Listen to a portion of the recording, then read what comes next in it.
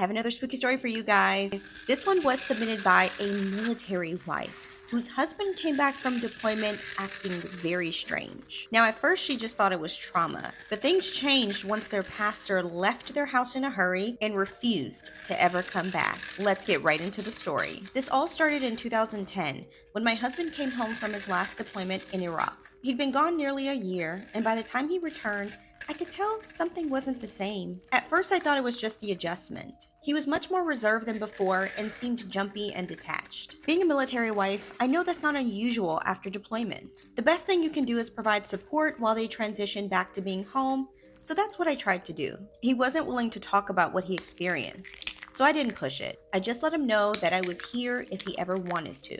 But it wasn't just that. From the very first night he came home, the energy in the house felt different. Usually when he returns, I feel happy and the house feels warm again, but not this time. Some nights I'd wake up to find him standing in the dark, facing the far corner of the bedroom, whispering like he was having a conversation. I'd ask if he was okay, thinking he was just sleepwalking, but he was wide awake. He'd just tell me he was fine and to go back to sleep. Our dog Daisy, who adored him before he left and was always friendly to everyone, refused to even go near him again. She'd whine and back into the hallway when he entered a room. Sometimes she'd bark nonstop, standing between us like she was protecting me. He would just stare at her with this blank, almost curious look, like he couldn't understand what she was doing. One day I came home from work and Daisy was gone. I never found out what happened to her. I started noticing objects being moved from their usual spots to strange places. At first it was small things, like the TV remote showing up in the freezer, or my hairbrush ending up on the back porch. I assumed it was my husband moving things and forgetting. This made me increasingly concerned about his mental health, so I encouraged him to contact a therapist. He said he would, but he never did.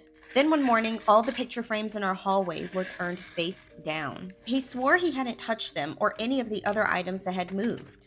I almost believed him, because he'd been gone all day, and the frames were fine when I'd walked past them earlier. A few weeks later, while doing laundry, I found a small bone pendant in the pocket of his uniform pants. It was smooth and carved with tiny markings that looked like writing. When I asked about it, he said that one of the locals had given it to him for protection. I don't know what it was about that pendant, but it made me feel sick the moment I touched it. I told him I was uncomfortable keeping it in the house, but he refused to get rid of it, which led to a huge fight between us. That night, I woke up to use the bathroom and noticed my husband wasn't in bed. When I went to look for him, I heard whispering from the top of the stairs, coming from the living room. It sounded like him at first, but the words weren't in English or any language that I could recognize. I stepped into the living room and saw him sitting on the couch, staring straight ahead, whispering and pausing, as if he was having a full conversation with someone. His voice kept shifting. Sometimes it sounded like him,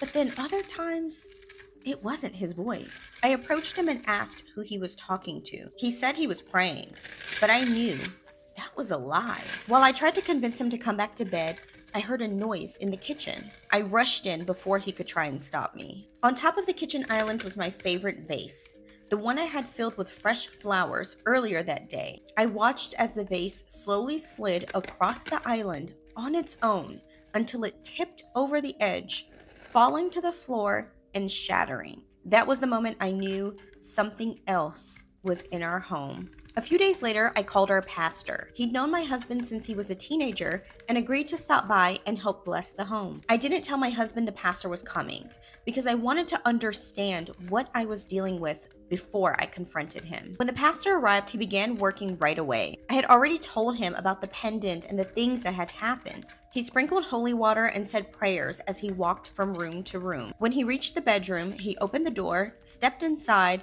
and closed it behind him. He was in there for about 5 minutes. Then the door opened and he came out white as a sheet.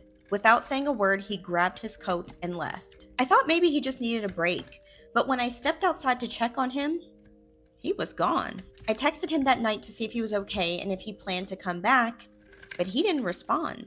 So then the next morning, I tried him again. Still nothing. It wasn't until late that evening that he finally replied. His message said, "I won't be returning to your home.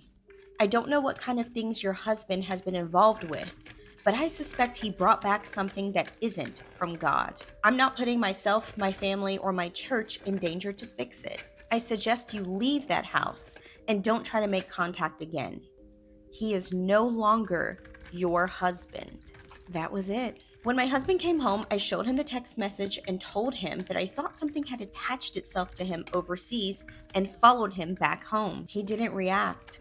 He just said I was wrong and that I needed to mind my business. He refused to talk about it again. After that, things got worse. Whatever had attached itself to him began to make its presence more known. I'd come downstairs in the morning to find all the dining room chairs flipped upside down. I'd hear movement through the house when we both were in the same room, and there were cold spots where I'd never felt them before. Over the next 2 years, my husband seemed to change completely, not just emotionally or mentally, but physically as well. His blue eyes lost their shine and turned noticeably darker. Even his friends commented that he looked and sounded different.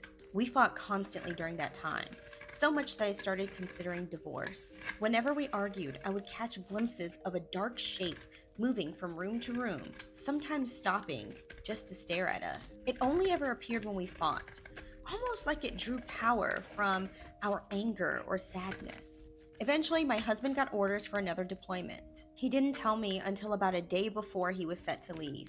And honestly, I was relieved. After he left, I never experienced anything like that again. I haven't seen him since, and I have no idea where he is. This isn't the ending that I wanted for our relationship, but over time I realized my husband might have been okay with whatever was attached to him, and I simply was not.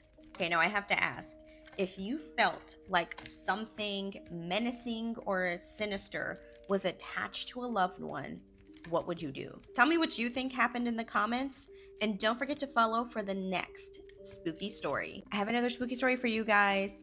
Since it is Halloween week, this story is Halloween themed. Now, the person who submitted the story said that she encountered a trick-or-treater last Halloween well after everyone had already gone home. Now, initially, she just thought that maybe this was a kid who was running a little bit late getting started on the Halloween festivity. But then she noticed something strange about the kid's candy bag that changed her entire perception. Let's get right into the story. I live in a small neighborhood just outside of Columbus, Ohio, and for the past 10 years, I've made it a tradition to hand out candy every Halloween. I love seeing the kids in their costumes, hearing the excitement in their voices, and just feeling that old school Halloween energy that I grew up with. Every year I decorate my porch and make sure I have the good candy, not that off-brand stuff. For me, Halloween has always been a fun, nostalgic time to relive a little bit of my childhood that I missed out on. Since my parents never let me go